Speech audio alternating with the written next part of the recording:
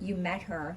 I met her, and then within a month is when I gave her that letter, and then within a week is when we started using drugs together. So you met her in a week. Wait, when did you give her the letter? You met her for your first therapy appointment. Right, and then like I'd say a month, 2 months later is when I gave her the letter about the feelings, and then that's when she said, what if it turns out to be the most incredible thing? And every day we met after her work, she'd come by and see me, and then within, I'd say a couple weeks is when we started using drugs together. And then she switched, and a couple weeks later she switched over to a drug counselor. Okay. And that's when I saw her one time, and I said, I can't do this. It's too uncomfortable to see you in a relationship and be my therapist. Yeah. So she suggested me to see it. I went and got another therapist in the same company, and she told me to sign paperwork, says sign a release of, is it release of release of ROI, release of information to so she can help me, because she knew that I had a hard time talking about anything. And I went through a couple of therapists with that, and it come to find out it wasn't for that. It was, she wanted to know if I was talking about her, because she pulled me out of a group one day and said, why are you talking about me? You know, saying that we're having problems and stuff. And I'm like, fuck. And she was going to break up with me, and I promised I would never do it again. And so I just kept my mouth shut. And then I was also got into her groups of the drug and everything, so I could spend more time with her. And then like a month later she moved in with me. Wow.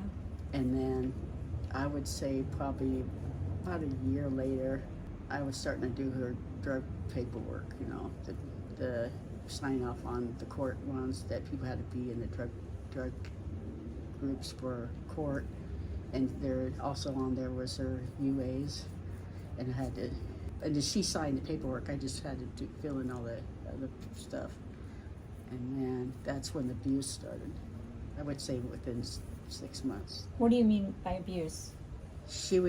I would have to stay home and be isolated, and she would go, she said she was just going to the casino or going to see, and So start again. You were saying that she wanted you to stay home while she went to a casino? Casino, or go see her friends, go to a friend's house, or go see her family, and which she wasn't. I can't say, not all the time she wasn't.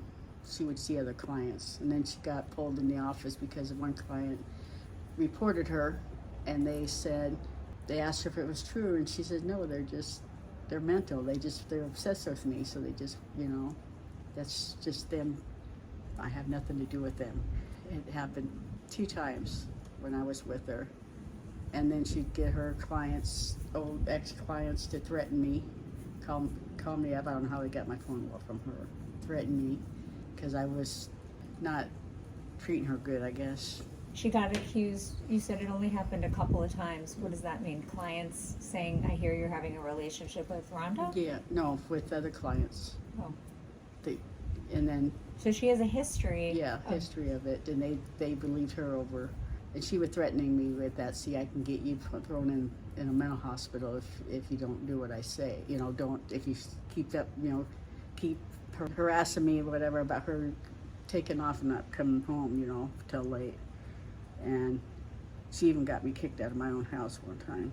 How'd she get you kicked out of your house? Because she was on the phone with one of her ex-clients, and we were arguing, so the ex-client called the cops saying I was threatening her, and so the cops came to my house and said that they got a phone call saying I was threatening her, and she said that I was mentally ill, and that they said I had to leave. Because you guys were living together, right? At that time?